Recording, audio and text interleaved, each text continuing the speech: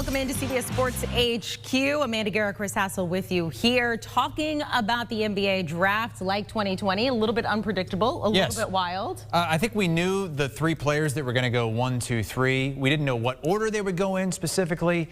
And then we didn't know what was going to happen at 4. And 4 through 10 got really wild. Crazy. And there are winners and there are losers. I'm going to let you handle the losers. I get the winners. Thank you.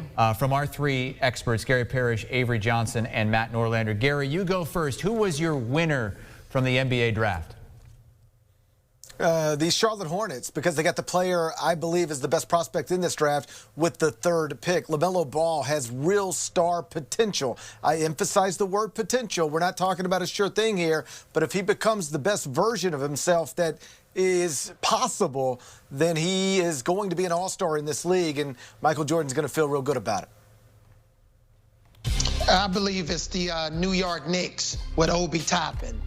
You know, you have a new front office, new head coach, and when you're trying to change the atmosphere, change the culture, you need a proven commodity. You need somebody that can walk in the door, who can play 38 minutes a game. He's not going to be afraid of the big stage or the big lights.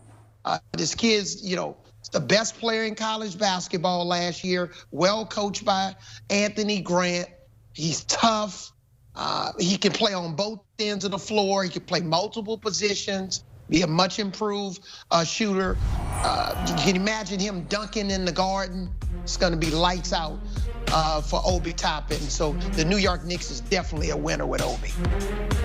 I hear you on that, Avery. Toppin dunking in the Garden is going to be an awesome image, especially when we can get fans filling that building again. My winner is the Boston Celtics. They had 3 picks in the first round, got rid of it at 30. That wasn't a surprise. A lot of people thought they were going to try and move that. They were successful. They had Aaron Nesmith fall to them at 14. He's the best shooter in the draft, and there was buzz that he might be able to crack the top 10. That didn't happen. I think the Celtics were joyous over Nesmith, who has the build, the shooting form. He is going to last a decade plus in the NBA. To have him at 14 is great value. And then they get Peyton Pritchard at 26. And there was curiosity over whether Pritchard was going to be taken in the first round. I thought that was a wise move on behalf of Boston. Super tough player, really smart point guard, great teammate, really effective shooter. And I think he's going to make for a backup point guard for most of his career, and that's fine. Again, keep in mind, guys taken beyond 20 in this year's draft, these are not players that are going to be expected to contribute in a significant way on most of these teams next season, or maybe even the season after that, but specifically because we have such a quick turnover. We're a week out from Thanksgiving, and the NBA season is supposed to start in a month. So for them to get Pritchard, it's great insurance in the first round, but Nesmith is what a get. Big time win there at 14. All right, those are the winners. Chris Hassel's kind enough to give me the losers, but we'll make this the more fun segment, shall we? Gary Parrish handing out 10 A's, a couple D's, some B's and C's. Gary, we'll start with you. Who is your loser in the draft? I think it's the Phoenix Suns, and I probably would have said this after last year's draft as well. They reached for the 2nd year in a row when picking in the lottery for somebody that I didn't have anywhere close to the lottery, and most people didn't either. This time it was Jalen Smith out of Maryland. Now, I like Jalen Smith, but when you've got DeAndre Ayton, I don't know why you're spending the 10th pick on Jalen Smith, because though I guess if this were 1985, you could play those guys together. But given that it's 2020, you're probably not going to, or wouldn't prefer it, or at least most franchises wouldn't. So I'm not real sure what the thought process was there. Jalen Smith, perfectly reasonable first-round option, but in the top 10 with in the top 10 with a franchise that already has a starting center, I just didn't understand that.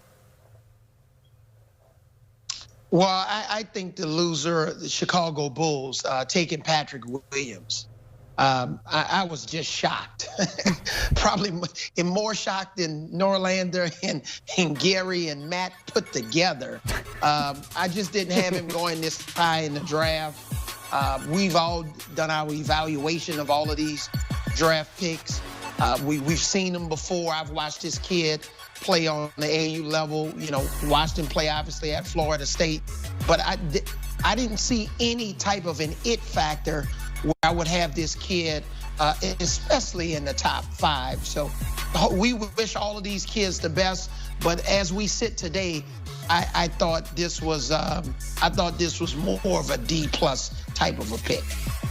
I'm going to agree with Avery here. Although, listen, you know, two players who came off the bench in college and wound up being high draft picks that went on to have really solid careers. Marvin Williams out of Carolina was the 2nd overall pick. He played, the bench was a one-and-doner. Deion Waiters never started the game in 2 seasons at Syracuse. He was the number 4 pick, and he had himself a pretty solid career overall. So maybe there can be something there. I mean, I had a source text me 60 minutes before the draft started tonight that Patrick Williams going to the Bulls at 4 felt like it was going to happen. I didn't believe it until I saw it. I was wondering if it was straight up a smokescreen, but that information wound up being completely accurate. And the Bulls are my loser. I'm always happy and welcome to be wrong on these things, and that's part of what makes draft night so fun. I don't think Patrick Williams is a top 20 prospect in this draft, so this was by far the biggest reach of the first round. All right. Guys, thank you so much. Those are your winners and losers. The losers there for 2 out of 3, at least, the Bulls. Our thanks to Gary Parrish, Matt Norlander, and Avery Johnson with us here on CBS Sports HQ. All right.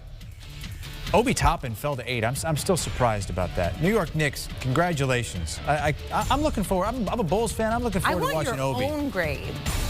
Okay, I'll get those to you tomorrow. Thank you. But for now, we take a break. Want a sports network that delivers everything that matters about the game? The highlights, the picks, the instant analysis. No yelling, no fake debates, no politics. Hit the subscribe button and never miss a moment.